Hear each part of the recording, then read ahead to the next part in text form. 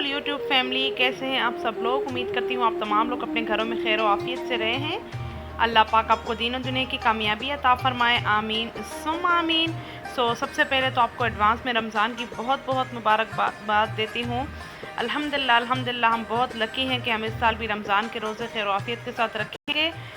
रमज़ान की तैयारियाँ ज़ोरों शोर से चल रही थी, तो मैंने सोचा आपके साथ करती जाऊँ कि किस तरह से मैं जिंजर गार्लिक पेस्ट बनाकर स्टोर करती हूँ, फ्रीज़ करती हूँ, और साथ में ग्रीन चटनी फ्रीज़ करती हूँ, और उसके साथ जिस तरह हरी मिर्चें मैं क्लीन करके रख देती हूँ। I am so sorry.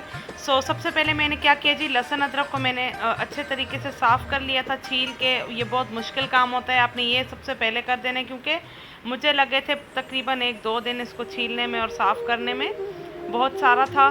तो उसके बाद मैंने इसे वॉश करके इसका पानी बिल्कुल ड्राई कर दिया, और जूसर ब्लेंडर में थोड़ा सा पानी शामिल करके इस तरह मैंने इसका पेस्ट तैयार कर दिया है। आप लोग भी सेम कीजिएगा।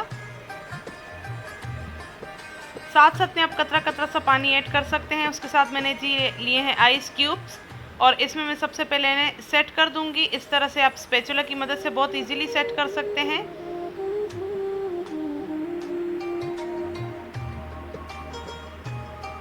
इसे हम सेट कर देंगे और इसे हम कर देंगे फ्रीज़। साथ में जी मैंने एक बोतल सेव करके रखी थी जिसमें जिंजर गार्लिक का पेस्ट मैं लाई थी, वो ख़त्म हो चुका था, तो इसी में मैं ये भी स्टोर कर दूंगी। और इसको आपने कभी भी फ्रिज में नहीं रखना।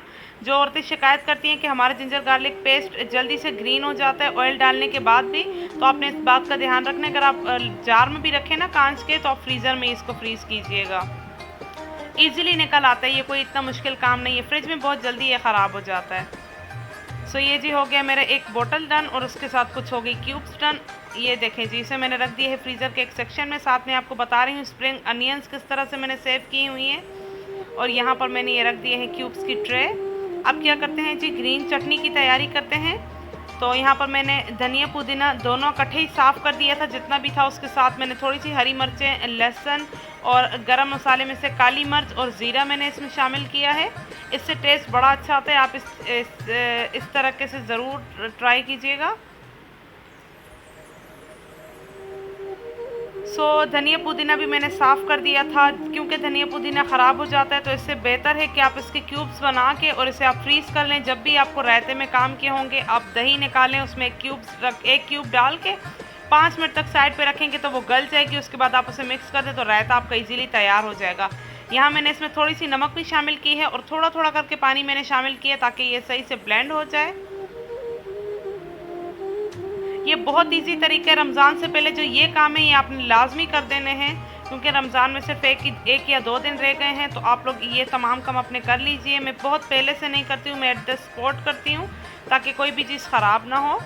उसके बाद मैंने दोबारा से क्यूब्स ट्रे ली है, और उसमें मैं वंस अगेन इसको सेव कर दूँगी।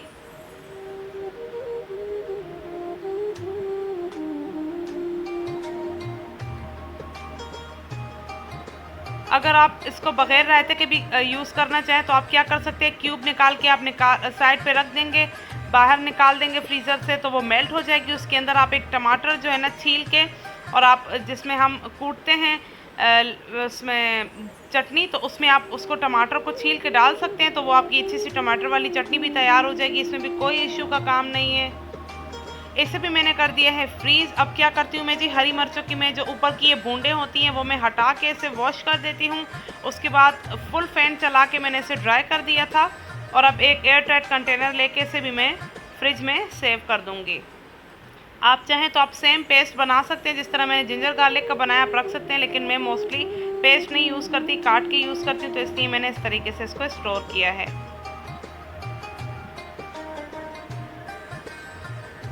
ये हो गई जी मेरी तमाम तैयारी डन, जिंजर गार्लिक और हरी मिर्चों की और चटनी की।